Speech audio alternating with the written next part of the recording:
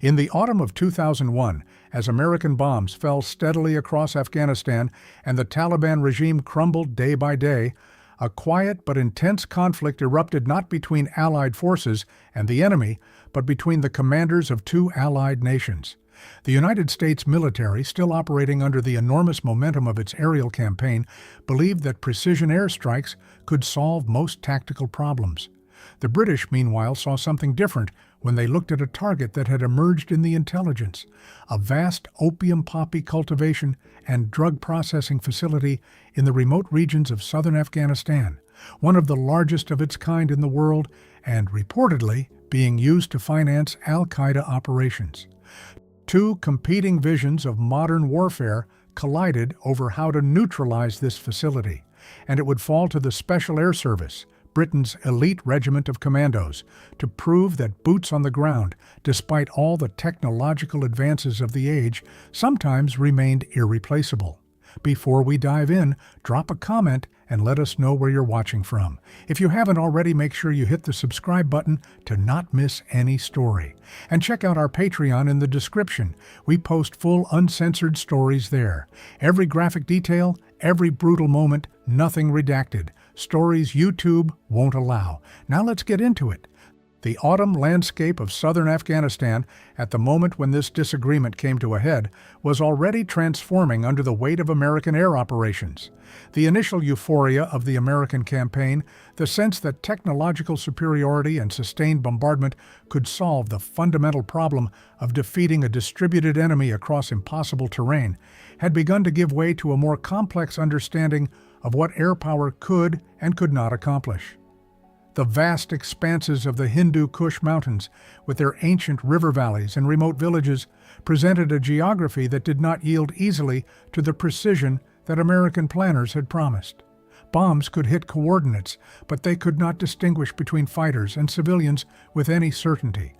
They could destroy structures, but they could not control territory or secure intelligence. The American military had been built for a different kind of war, one in which the enemy wore uniforms and fought from fixed positions. The reality in Afghanistan in late 2001 was far more complex. The strategic context was crucial to understanding why this disagreement mattered so much. Al-Qaeda and the Taliban had been collaborating for years, and while the world had focused on military targets and training camps, an equally vital financial artery had been pumping money into extremist coffers across the region. The drug trade, particularly opium, generated enormous wealth. According to accounts from military analysts and intelligence officers of the period, this particular facility represented perhaps the single largest concentrations of drug production capability in all of Afghanistan, capable of processing vast quantities of raw opium into heroin and other refinable products. The facility sprawled across a significant area in remote terrain, heavily fortified, and surrounded by populations that either supported or depended upon the operation. Destroying it would strike a meaningful blow against terrorist financing, but the question that divided the American and British commands was not whether to attack, but how. The economics of the Afghan opium trade in 2001 cannot be understood apart from the broader context of the country's economy and society. Afghanistan had been at war, more or less continuously, for more than 20 years by the time the Taliban fell. The traditional economy had been shattered.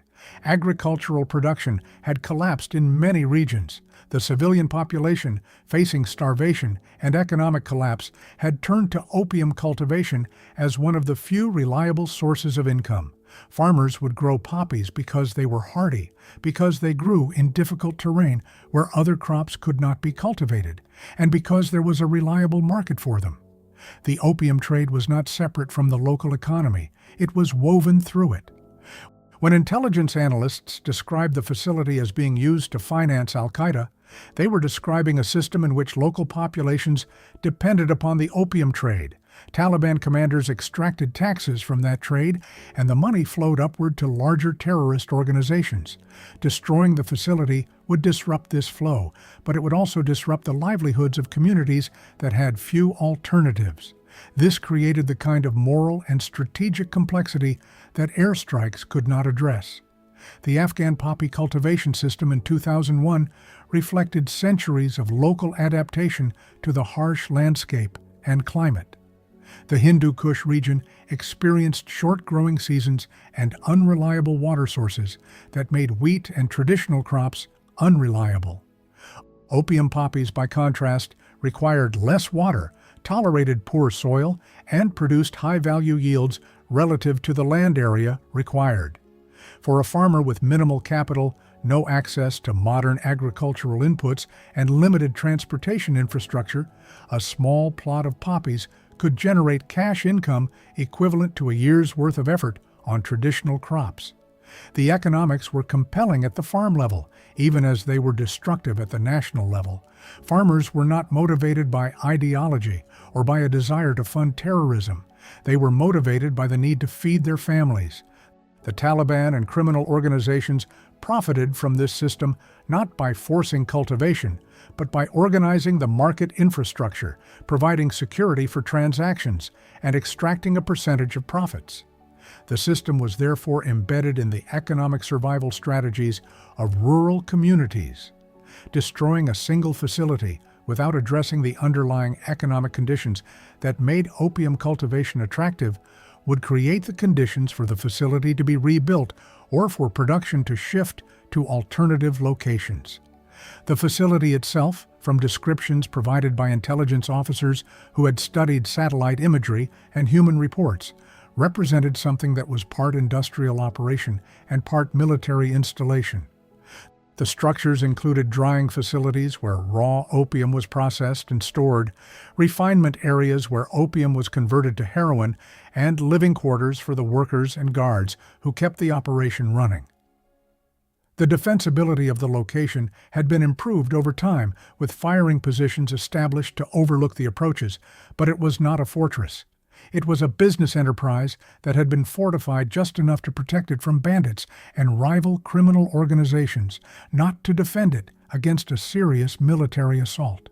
The terrain around the facility, characteristic of the Hindu Kush region, offered limited approaches. The elevation was significant, the vegetation sparse, the distances great between the facility and other human settlements. The remoteness that had made it an ideal location for a facility that needed to remain hidden also meant that any assault force would have to operate far from reinforcement and resupply. The geography of the facility's location presented particular challenges and opportunities for military planning. The elevation placed the facility at approximately 1,500 meters, high enough that helicopter operations would be affected by the thin air, requiring pilots to account for reduced lift and longer takeoff distances.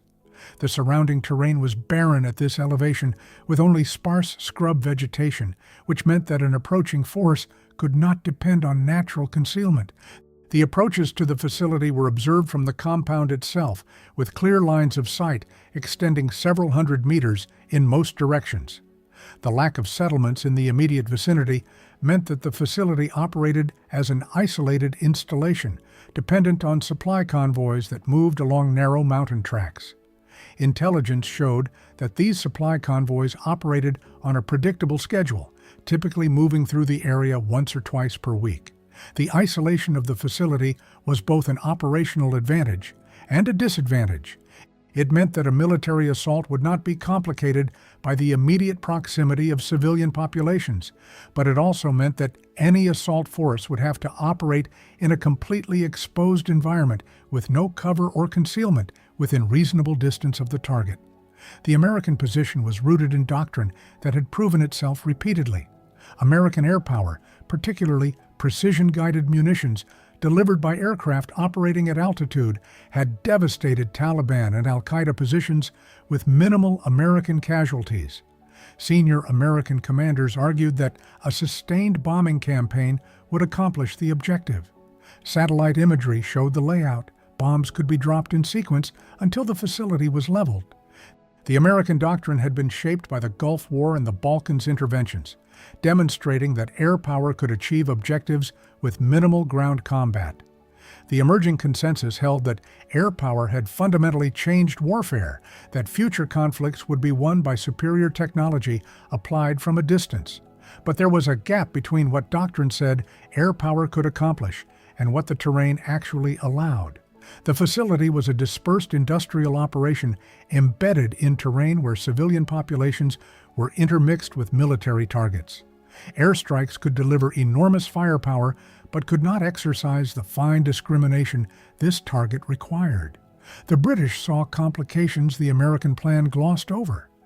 A heavy bombing campaign risked generating collateral consequences, civilian casualties, radicalization of previously neutral tribal leaders. The British argued that some facility personnel and leadership might be captured for interrogation rather than eliminated. A bomb provides no opportunity for such discrimination. The British perspective was rooted in historical experience.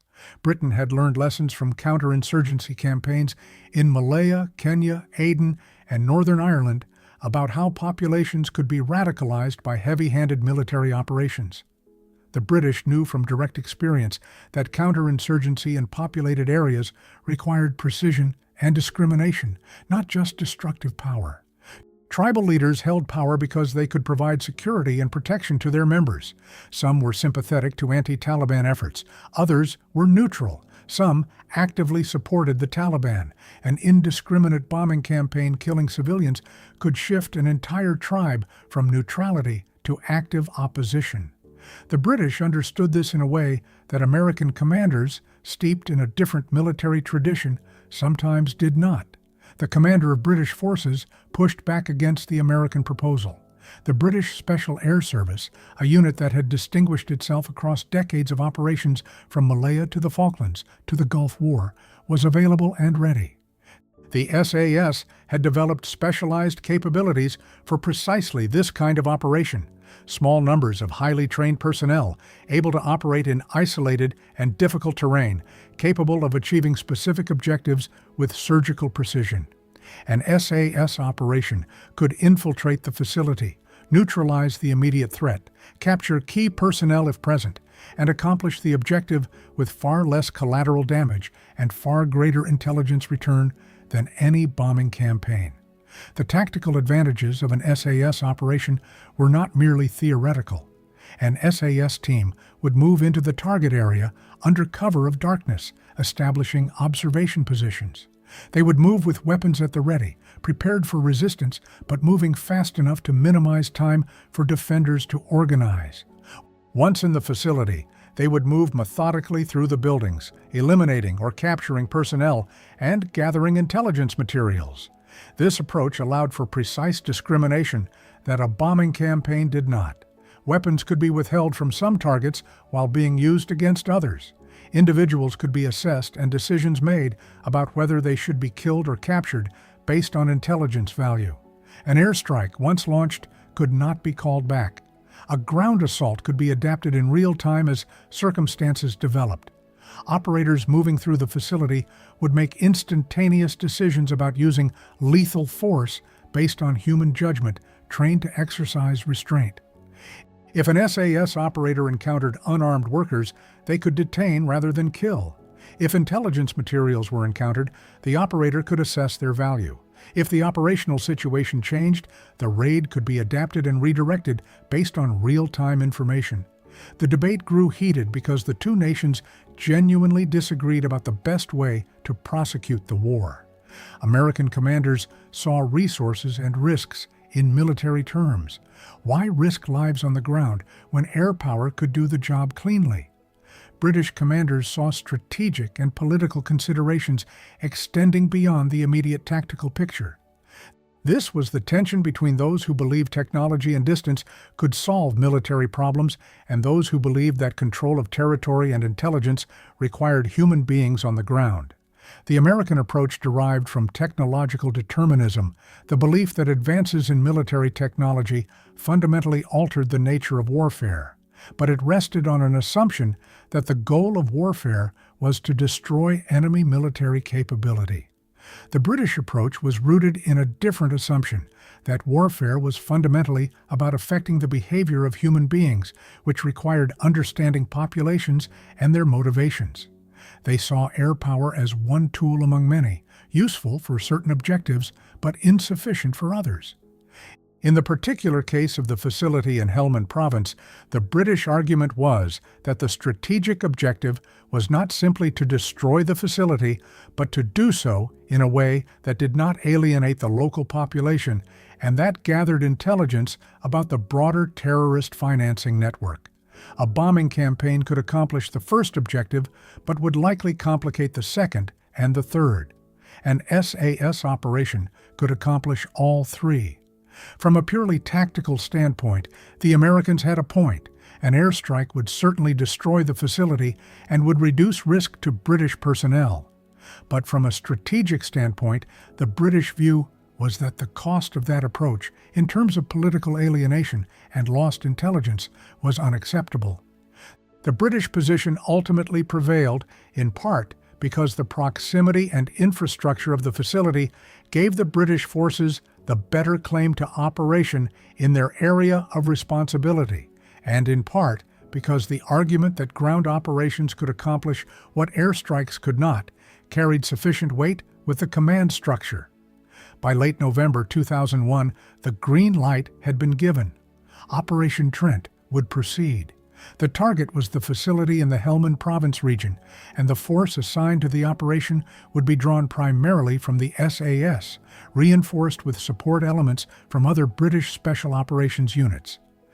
The scale of the undertaking was substantial enough that it would represent one of the largest SAS operations mounted since the Falkland Islands conflict 2 decades earlier, an indication of both the importance placed upon it and the challenges anticipated in executing it. The decision to green-light Operation Trent represented a significant moment in the broader history of how the Western military alliance would approach the Afghanistan war. It marked a point at which British arguments about the limitations of purely technological approaches to warfare had carried the day. But it also meant that the British were now committed to carrying out an operation that was considerably more dangerous for British personnel than a bombing campaign would have been. If the operation went wrong, if the assault force was ambushed or suffered significant casualties, the British would have to justify not just the losses, but also the decision to commit ground forces when air power had been available. This created a political as well as a military dimension to the operation. Success would validate the British approach. Failure would seem to prove the American point. The stakes, understood by all participants, were therefore considerable. The authorization process that led to the green light for Operation Trent involved multiple levels of command and coordination. The decision had to be approved not just by British military command, but also by political leadership in London, who had to be comfortable with the risks. It had to be coordinated with American forces, who would be providing supporting assets and who had strategic stakes in the success of the operation.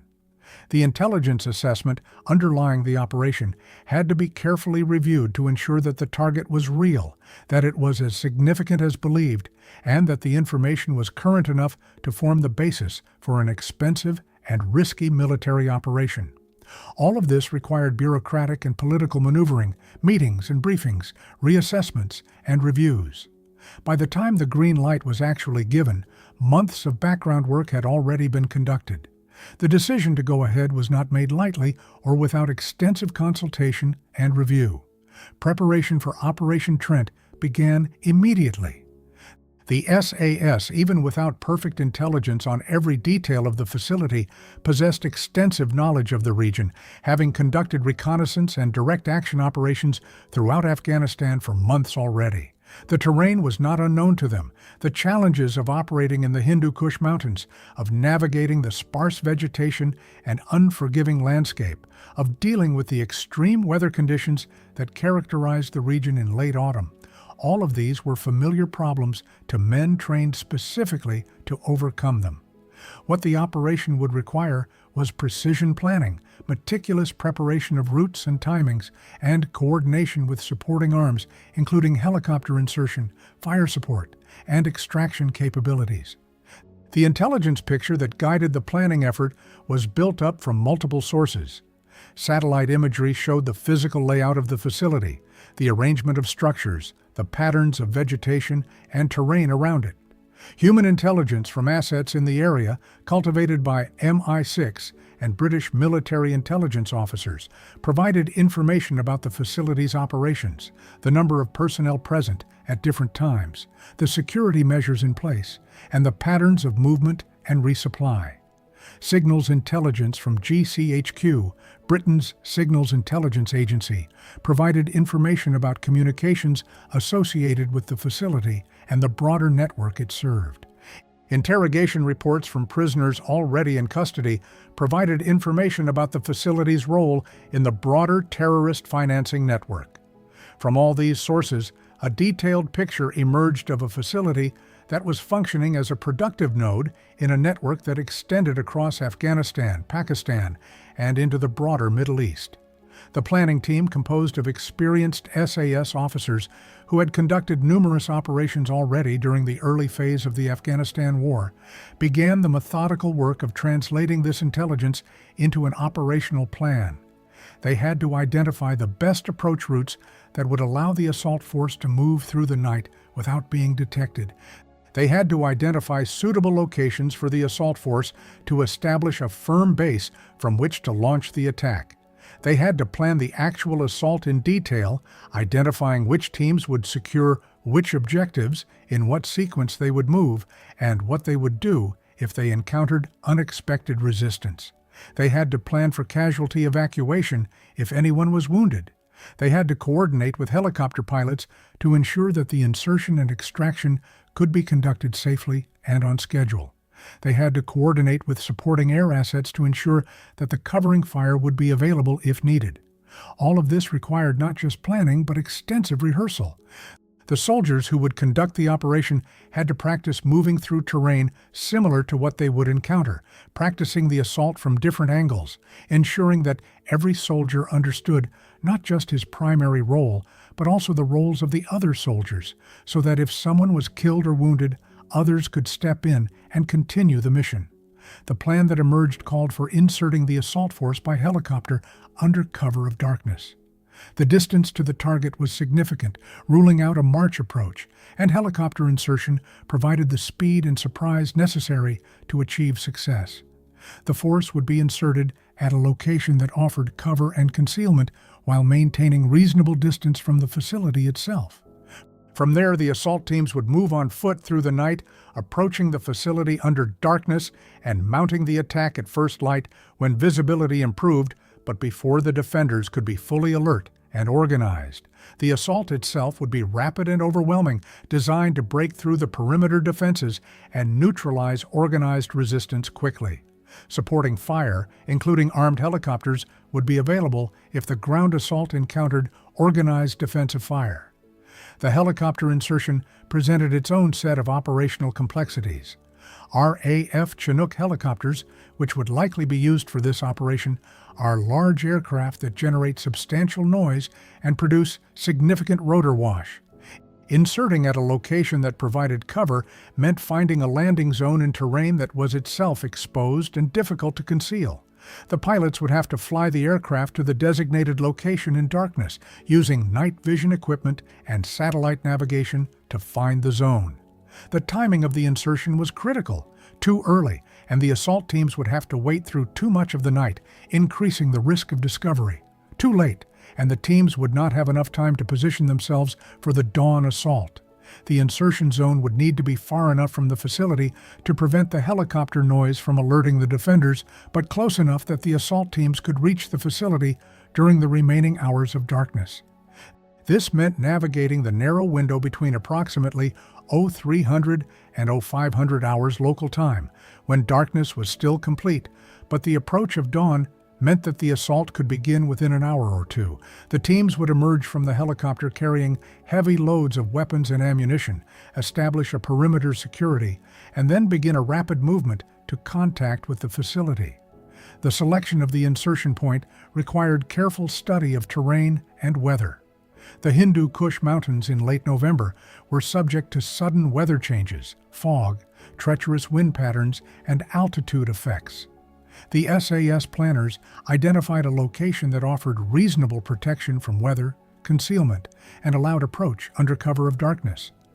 The distance from insertion point to facility was roughly 8 kilometers, requiring movement through 4 to 5 hours of darkness. The environmental conditions presented formidable challenges. Temperatures dropped below freezing during the night hours. The high altitude affected oxygen availability, increasing physical fatigue and reducing cognitive function. The sparse vegetation provided virtually no cover for the approach. The terrain was treacherous, with rocky outcroppings and ravines that had to be navigated in darkness, using night vision equipment. The assault teams would move in patrol formation, with point men leading, security elements maintaining coverage, and additional team members carrying support weapons and supplies. The timing of the operation was critical. The window for helicopter insertion was limited by weather conditions and by operational security. The longer the force spent on the ground before the assault, the greater the risk of being discovered. The operational plan therefore called for insertion as late as possible, while still allowing time for the approach march, with the assault time to begin just as the first light was appearing on the horizon. This timing would catch the defenders in the worst possible position. The night watch would be ending, so some would be tired and less alert, but the day watch would not yet be fully in position. The facility would be transitioning from nighttime security posture to daytime operations, which typically involved people moving around more, getting to work, assembling for the day's activities.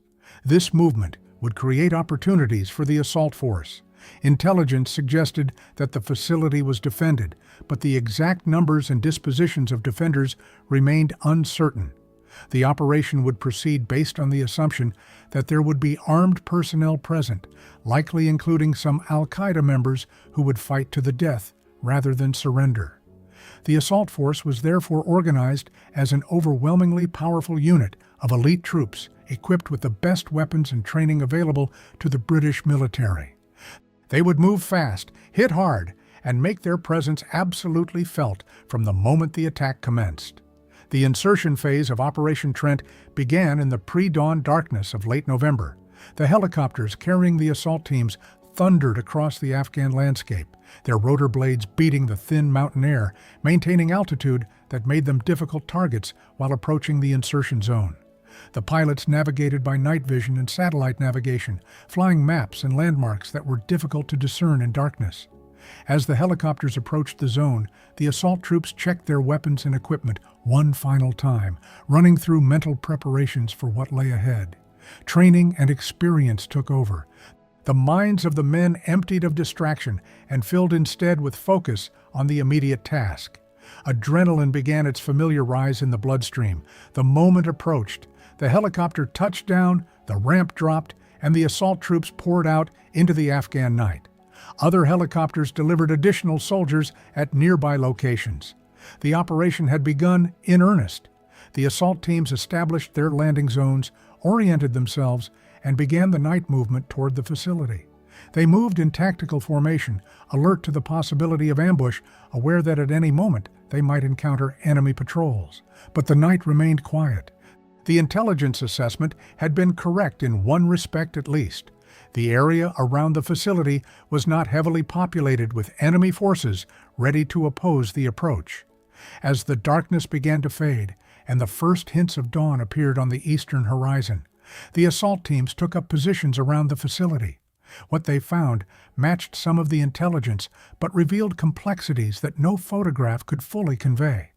The facility was indeed large, sprawling across a significant area with multiple structures housing equipment, storage, and living quarters for the personnel who worked there. Defensive positions existed, though they seemed less heavily fortified than might have been expected. Sources described the facility as representing a quasi-industrial operation, something that functioned as a business enterprise as much as a military installation, which meant that it had been constructed and maintained not for defense against air or ground assault, but for functionality and profit. The moment of first observation of the facility in the pre-dawn twilight represented a critical transition point in the operation. The assault teams moved from their movement formation into assault positions, spreading out to establish firing lines that would cover all the primary exits and defensive positions of the facility. The distance between assault teams and the objective was typically reduced to within a few hundred meters by dawn. The teams would establish positions behind whatever natural terrain features were available, which at this location meant rocky outcroppings and depressions in the ground. The assault teams would confirm target identification, verify that their equipment was ready, and prepare for the transition to the assault. Radio discipline would be absolute, with minimal communication to avoid transmitting signals that might alert the facility. The assault teams would have thermal imaging equipment that would allow them to identify human figures inside the buildings and at defensive positions, providing a picture of where the facility's personnel were located. If the situation revealed something significantly different from what the intelligence had indicated, if the facility appeared much more heavily defended, or if it appeared to be abandoned, or if some other significant discrepancy emerged, the commander on the ground would communicate with the higher-level command to request guidance or approval for modifications to the plan. The dawn light grew stronger. The assault teams received the signal to attack. What followed was a violent and brief engagement. The teams assaulted the perimeter, moving rapidly into and through the facility itself. The defenders, caught in the confusion of dawn and the overwhelming weight of the assault, offered limited organized resistance. Some attempted to fight and were killed. Some surrendered. Some simply fled into the surrounding landscape, where pursuing teams mounted running firefights. The assault teams moved methodically through the facility, clearing structures, gathering documents and evidence, destroying critical equipment, and processing capability. The scale of what the SAS found was shocking. Photographs and accounts from the operation documented vast quantities of precursor chemicals, poppy material in various stages of processing, weapons caches, and documentation that would prove valuable to intelligence analysts in understanding the connections between the facility and broader terrorist financing networks. Equipment that had taken months or years to install was systematically damaged or destroyed. The operation methodically dismantled the facility's capacity to function.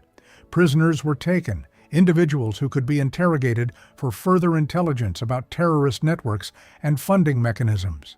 Throughout this phase of the operation, the supporting assets proved their value. Armed helicopters maintained overwatch, ready to suppress any organized resistance that might emerge or to pursue fleeing enemy personnel. Air assets remained on station, ready to provide additional support if needed. But the ground assault had moved so rapidly and so decisively that the supporting firepower remained largely in reserve, available as insurance but not needed as a necessity. The speed and shock of the assault had done its work. The defenders, taken by surprise and overwhelmed by the weight of the attack, had been incapable of mounting any coordinated resistance that required outside intervention. The extraction phase of the operation proceeded on schedule. The assault teams, having achieved their objectives, consolidated their forces and prepared for withdrawal. Helicopters returned to the extraction zones. The troops loaded aboard, carrying their prisoners and the documentation and evidence they had gathered. The helicopters rose into the air and climbed away from the facility, carrying the assault teams back toward the security of the larger British base locations. The operation had proceeded from start to finish according to plan. There had been casualties. Nothing so straightforward as a military operation comes without cost, but the number had been far lower than might have been feared for an operation of this scale and complexity. The immediate tactical success of Operation Trent was indisputable. The facility had been destroyed. The drug production capability that had represented such a significant financial source for al-Qaeda had been eliminated. Prisoners had been captured and would provide intelligence that continued to reverberate through the intelligence community for years afterward. Documents captured during the assault revealed connections between the facility and broader terrorist financing networks that had been previously suspected but never proven. From an operational perspective, the SAS had demonstrated that they could plan, insert, assault, and extract a force in a hostile environment under conditions of significant uncertainty, and emerge with complete success. But beyond the immediate tactical victory lay a more significant strategic argument about the nature of warfare and how modern militaries should approach asymmetric conflicts. The British had argued that a ground assault could accomplish what air power could not: precise control, intelligence gathering, prisoner taking, and the ability to make discriminating decisions about targeting based on real-time assessment rather than pre-planned assumptions. Operation Trent had proven that argument. Where an air campaign might have destroyed the facility, it would have killed an unknown number of Afghan civilians living nearby. It might have made it easier for the Taliban to recruit by pointing to indiscriminate bombing. It would have provided no prisoners for interrogation and no documents for intelligence analysis. The airstrikes would have accomplished the immediate destruction, but at costs that extended far beyond the immediate tactical picture. The SAS argument had proven its worth in practice, but the American perspective was not simply discarded or proven wrong by this single operation. Air power remained, and remains, a critical tool in military operations. The debate between these two approaches did not end with Operation Trent. Rather, it continued throughout the subsequent years of the Afghan War and has continued in other conflicts that followed. Neither approach is universally superior. Each has strengths that the other lacks. What Operation Trent demonstrated was that ground operations, when properly planned and executed by sufficiently trained and capable forces, could achieve results that air power alone could not, and could do so with precision and control that massive bombing campaigns could never match. The operation also revealed something about the nature of special operations forces and their value in irregular warfare. The SAS soldiers who carried out Operation Trent were the products of some of the most intensive training any military organization provides. They had been selected from volunteers in the broader military for their exceptional physical and mental capabilities, then subjected to training that tested and refined those capabilities to extraordinary levels. They could navigate without maps in darkness, could operate independently in small teams in hostile territory, could solve problems and make decisions under stress and uncertainty.